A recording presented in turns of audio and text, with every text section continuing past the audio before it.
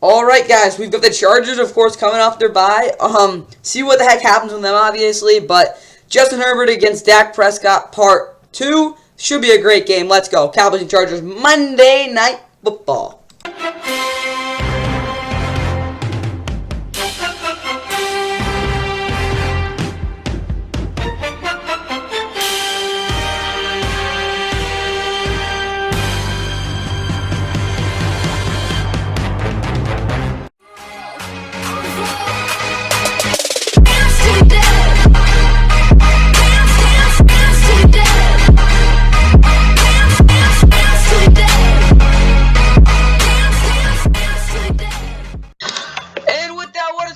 Welcome back to the NFL. Of course, please like and subscribe, and hope you guys enjoy the Week 6 Monday Night Football preview. Yeah, this game, I'm just gonna put it nicely. This is definitely gonna be a wild game. Yeah. Of course, Cowboys coming this one at 3-2 off a really embarrassing and really fraudulent loss against the Niners. Of course, losing 42-10.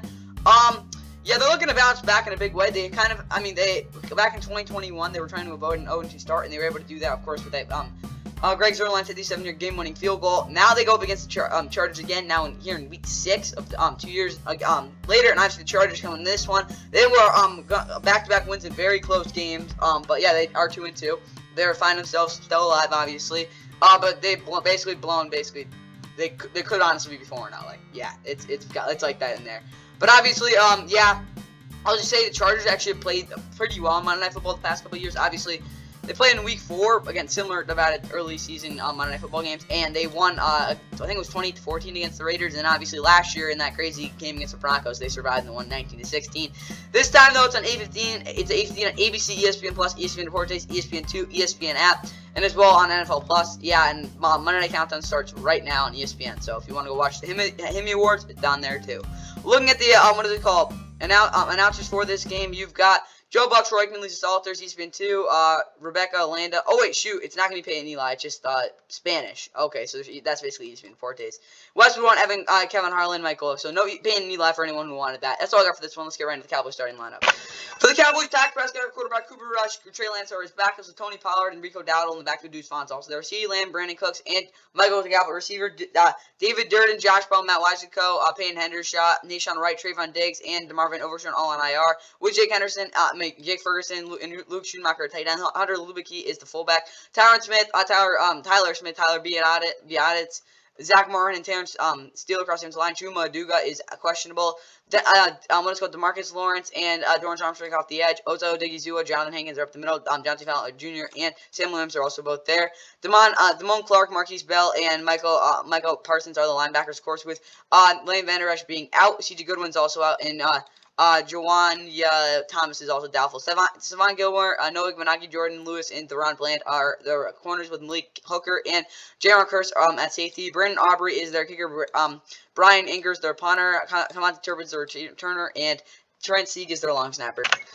For the Chargers, Justin Herbert at quarterback, Austin Eckler, Joshua Kelly, Isaiah Spiller in the backfield, Keenan Allen, Joshua Palmer, Quentin Johnson, receiver, Jalen Guyton is out, Mike Williams, Andrew Traynor, Amiki Ozudinia are all on IR with what is called Jared Leverett, tight end. Donald Parham Jr. is also questionable. Rashawn Slater, Zion Johnson, Will Clapp will start because Corey Lindsley's out. What's called Jamari Sallier and Trey Pipkins are the other offensive linemen. Wait, is Corey Lindsley on the PUP list? No, he's on the illness crap. Okay, he's still out. Nick Williams is questionable. Morgan Fox will probably start. Sebastian Joseph Day, Austin Johnson are both healthy. Odie Agbonia, again, the run-stopping specialist, is out. Joey Bosa is questionable. Tupelotu, Chris Around and Khalil Mack are all healthy, though, off the edge with Kenneth Murray Jr. and Eric Kendricks at linebacker. Michael Davis, Jashiri Taylor, Asante Samuel Jr. Safety corner with Deanne Leonard, doubtful, and JT Woods out. Derwin James Jr. Lisa Sully is strong safety. All again with doubtful. We'll probably see Rasheem Lane or Dean Marlowe started. Free safety. Cameron Dicker, the kicker, is the kicker. J.K. Scott's the punter. Darius Davis and Josh Hill are your Harris are your other guys.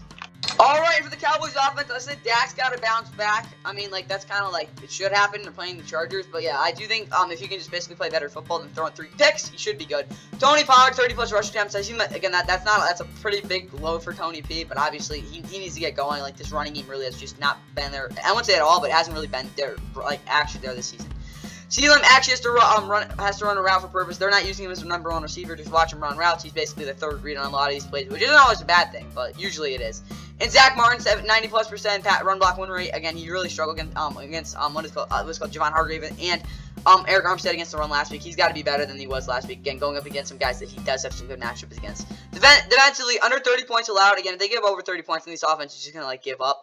Under 350 total yards allowed, that should be something they do. And Stephon has man on Keenan Allen, not letting him find holes. That the Cowboys zone could be vulnerable to. Of course, they love running those having holes over the middle of the field, having the corners really take those. But yeah, Stephon Gilmore really has to be man with Keenan Allen the whole game. I really do think those two, again, battle of 2 old vets. Of course, they used to be some of the best in the league. They're still pretty good, but we'll just have to wait and see what they do. Obviously, Keenan Allen has had some monster games the past couple weeks. See what Stephon Gilmore can do.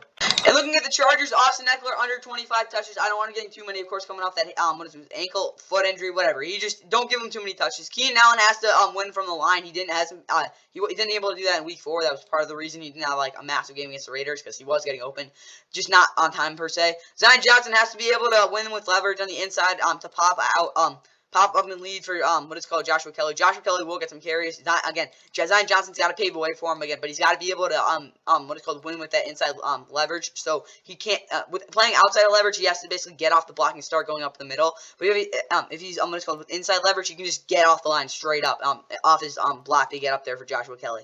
Defensively, 15 plus pressures. I really do think if they get enough pressure on Dak, he won't be able to get to his reads fast enough.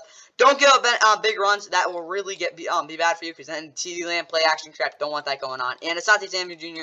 65 rating against. Whether he makes plays or not, I don't care. You just got to basically be up positive kind coverage this week, because I do think he'll be a big part of the contribution to this defense this week. And that's all I got for the Chargers, guys. Let's look at a Justin Herbert bomb. And yeah, hope you guys enjoyed Monday Night Football. Got it. Herbert looking that way. Down the sideline. 50-50 ball is 100%. Mike Williams and the Chargers. The clock is running in 8 seconds now. And the timeout. Make the play. It's just one-on-one, mano-a-mano. This is an easy read for the quarterback. And Marshawn Lattimore's a Pro Bowl player. This is a Pro Bowl matchup. And Mike Williams just made the play. Yeah, he didn't get any jam on him at the line of scrimmage. You saw Mike, all during training camp, you saw highlights of him just going